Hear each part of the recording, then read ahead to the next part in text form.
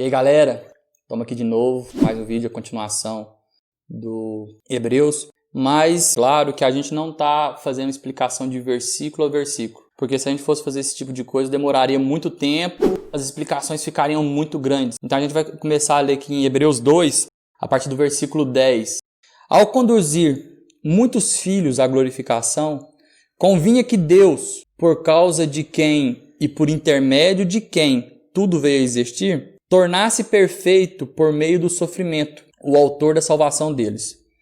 Assim, tanto o que santifica quanto os que são santificados advém de um só. E por essa razão, Jesus não se envergonha de chamá-los irmãos. Vamos dar uma pausazinha aqui só para fazer essa primeira parte aqui desses versículos. Entenda uma coisa, aqui Deus falou o seguinte: convinha que Deus, ele falando de si mesmo, né? Por causa de quem e por intermédio de quem tudo veio existir.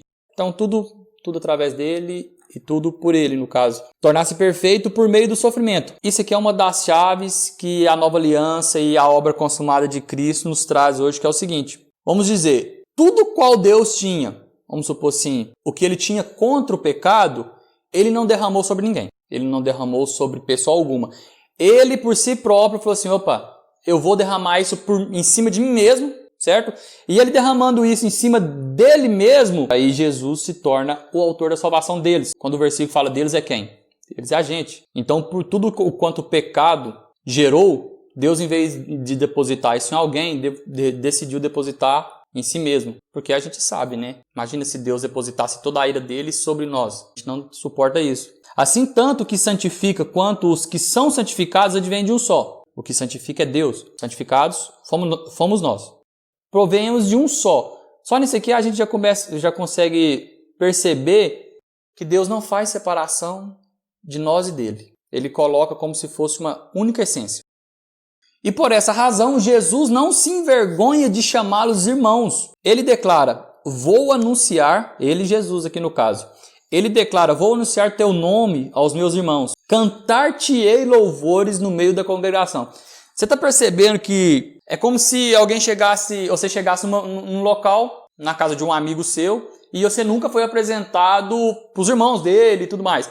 Aí aquele amigo seu já chega, já pega você e fala assim, não, vem cá. Eu vou te apresentar você para os meus irmãos aqui, vou te apresentar para os meus familiares.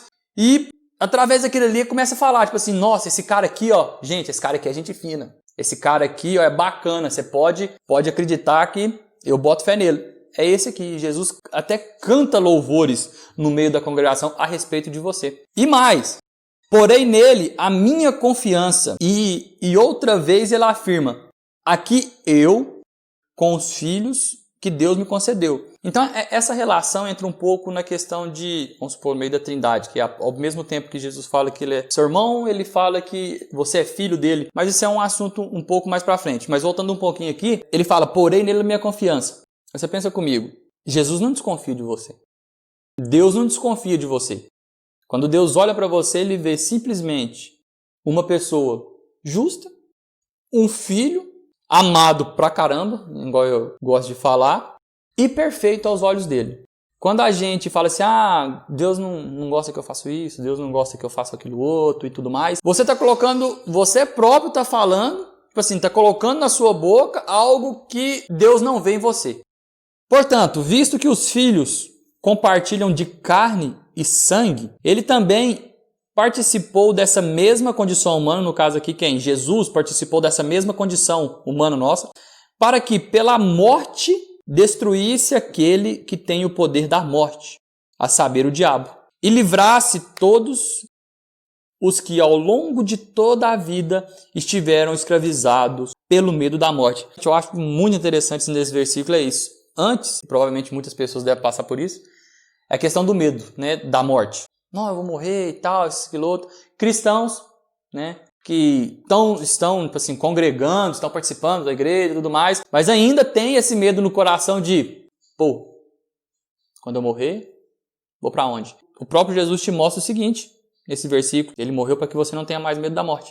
A partir do momento que você olha para Cristo crucificado, a partir do momento que você olha para a cruz, depois que ele foi crucificado, você já pode botar na sua consciência que você não precisa mais ter medo da morte, porque toda a obra, tudo o que tinha para trás, e o que havia de vir e o que há de vir ainda, a obra consumada na cruz já resolveu todo esse problema. A gente vai ler só até o versículo 15, mas só deixando essa reflexão, igual o nosso ministério é focado na obra consumada de Cristo. Porque toda hora que você começa a querer se colocar no meio, mais difícil fica a obra. Igual eu costumo falar, se tá difícil, se tá pesado, tá errado. Então o ministério a qual Jesus consumou na cruz foi o seguinte, ele fez tudo e você, a única coisa que restou foi olhar para ele e falar assim, muito obrigado.